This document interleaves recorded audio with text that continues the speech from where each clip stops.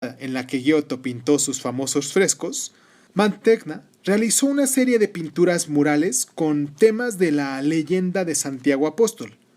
La iglesia sufrió graves daños en los bombardeos de la Segunda Guerra Mundial y muchas de esas maravillosas pinturas de Mantegna quedaron destruidas.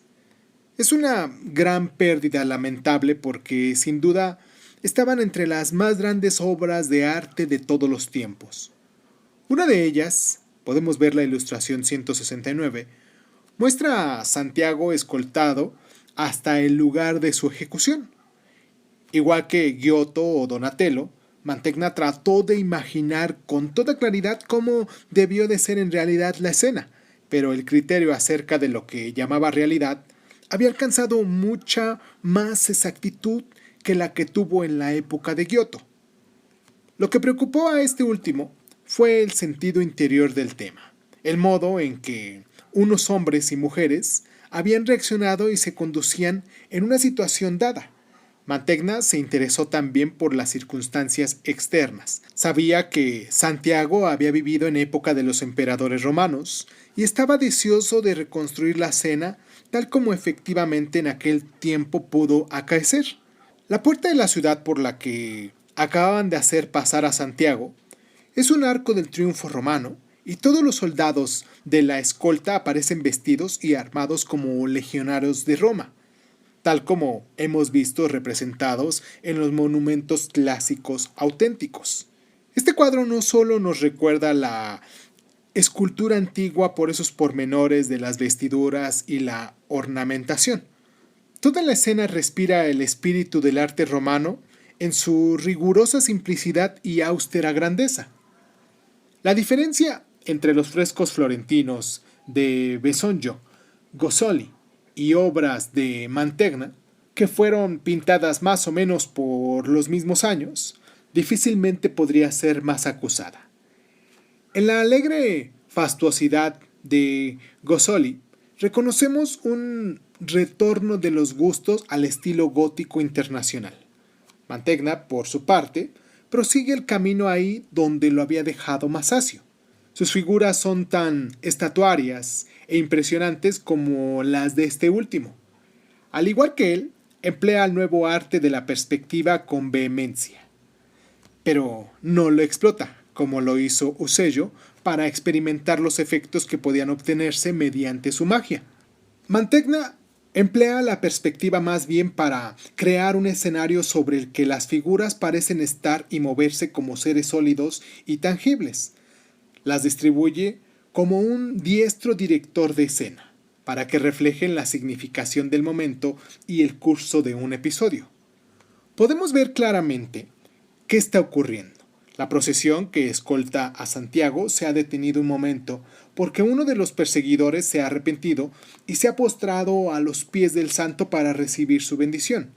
El santo se ha vuelto sosegadamente para bendecirle, mientras los soldados romanos se detienen y observan, uno de ellos impasiblemente, el otro levantando la mano con un ademán expresivo que parece dar a entender que también él está emocionado. El arco enmarca la escena y la separa del tumulto de las masas de espectadores que los guardias están echando hacia atrás.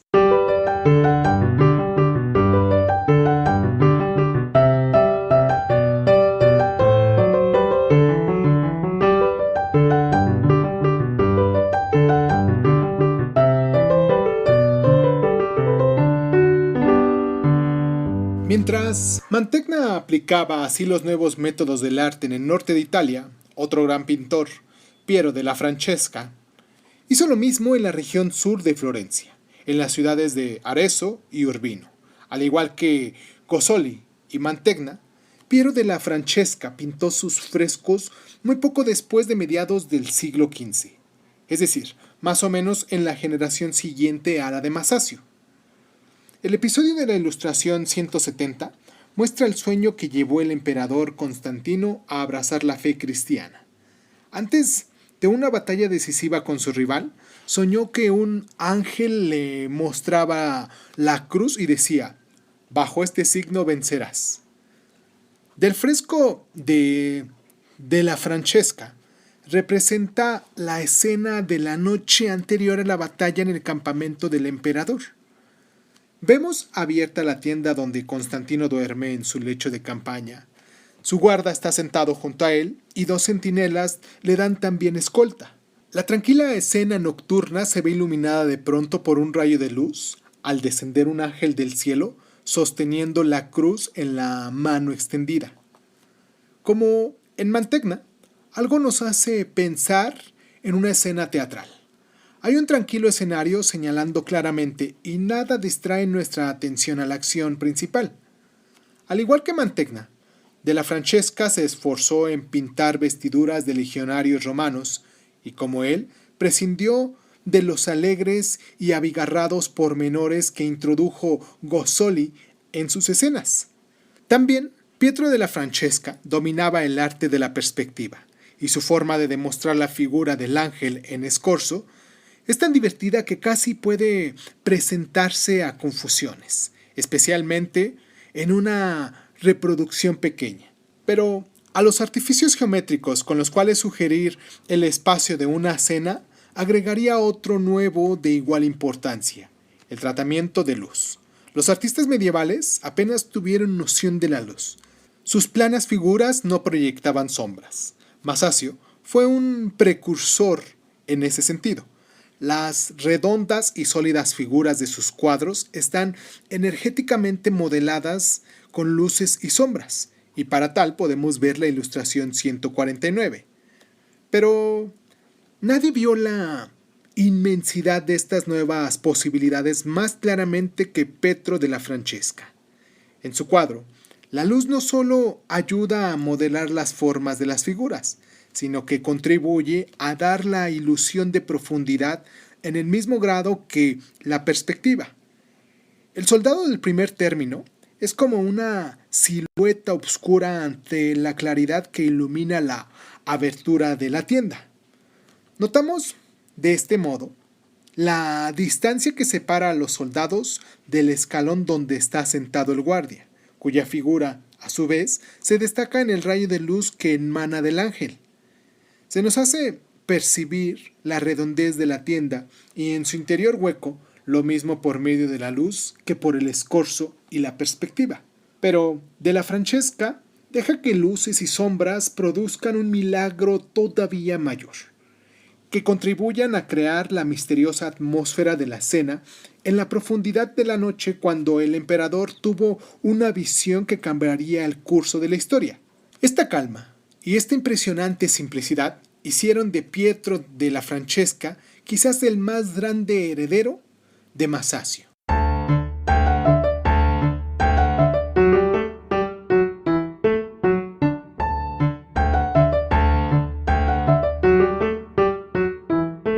Mientras estos y otros artistas aplicaban los inventos de la gran generación de maestros florentinos, en Florencio se iban dando cuenta cada vez más de los nuevos problemas que surgían. En el primer momento del triunfo, pudieron creer que el descubrimiento de la perspectiva y el estudio de la naturaleza resolverían todas las dificultades que el arte ofrecía. Pero no debemos olvidar que el arte es cosa muy distinta de la ciencia. Los propósitos del artista, sus recursos técnicos, pueden desarrollarse, evolucionar, pero arte en sí apenas puede decirse que progrese en el sentido en el que progresa la ciencia. Cada descubrimiento en una dirección crea una nueva dificultad en otra. Recordemos que los pintores medievales desconocían las reglas concretas del dibujo, pero que su ignorancia les permitía distribuir las figuras sobre el cuadro de un modo orientado a la creación de un esquema perfecto. El calendario ilustrado del siglo XII, ahora veamos la ilustración 120, y el relieve Tránsito de la Virgen del siglo XIII, y veamos la ilustración 129, constituyen ejemplos de esta habilidad. Incluso pintores del siglo XVI como Simón Martini, y podemos ver la ilustración 141, aún eran capaces de distribuir sus figuras de modo que formaran un armónico diseño sobre el fondo de oro. Tan pronto como se adoptó el nuevo concepto de hacer el cuadro, un espejo de la realidad, el problema de cómo distribuir las figuras dejó de ser fácil de resolver. En la realidad, estas no se agrupan armónicamente, no destacan con claridad sobre el fondo neutro. En otras palabras, existía el peligro de que la nueva facultad del artista arruinaría más su preciado don, el de crear un conjunto agradable y satisfactorio. El problema se volvió particularmente serio cuando el artista se enfrentó a tareas como las de realizar grandes retablos y cosas semejantes. Esas pinturas se tenían que ver desde lejos y tenían que encajar en el marco arquitectónico del conjunto de la iglesia. Además, debían presentar el tema religioso de los fieles en lineamientos precisos y elocuentes. La ilustración 171 muestra cómo un artista florentino de la segunda mitad del siglo XV, Antonio Pollaiuolo, trató de resolver el nuevo problema haciéndolo un cuadro a la par del correcto dibujo y armónica composición. Constituye uno de los primeros intentos en esta clase para resolver el problema, no solo por medio del tacto e instintivamente, sino también mediante la aplicación de normas concretas.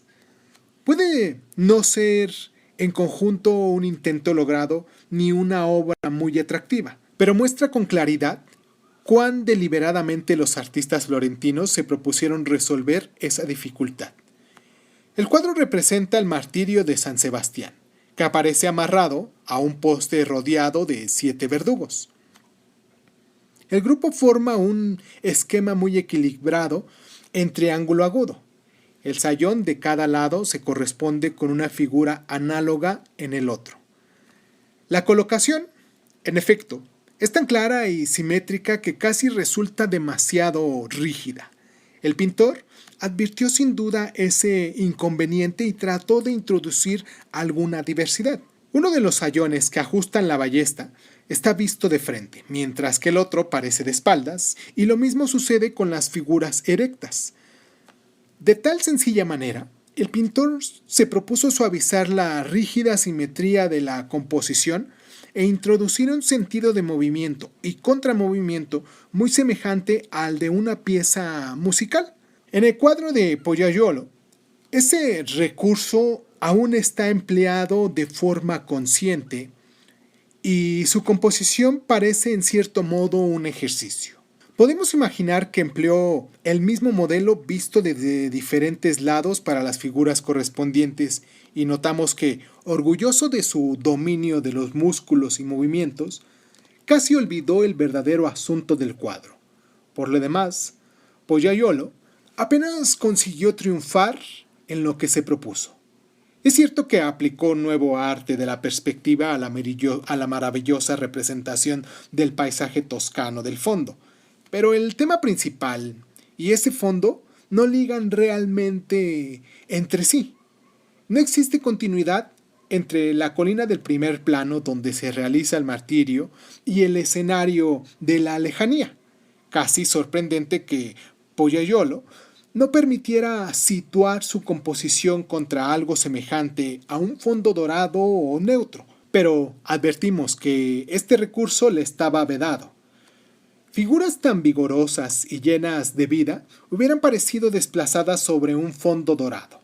Una vez que el arte eligió el camino de rivalizar con la naturaleza, ya no podría retroceder. El cuadro de Pollaiuolo pone en evidencia la índole del problema que los artistas del siglo XV debieron de plantearse en sus estudios. El artista italiano culminó en la generación siguiente, una vez encontrada la solución.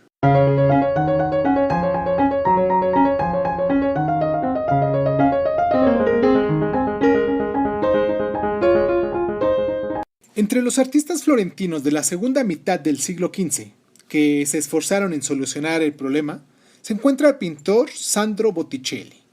Uno de sus cuadros más famosos representa no una leyenda cristiana, sino un mito clásico, el nacimiento de Venus, que podemos ver en la ilustración 172.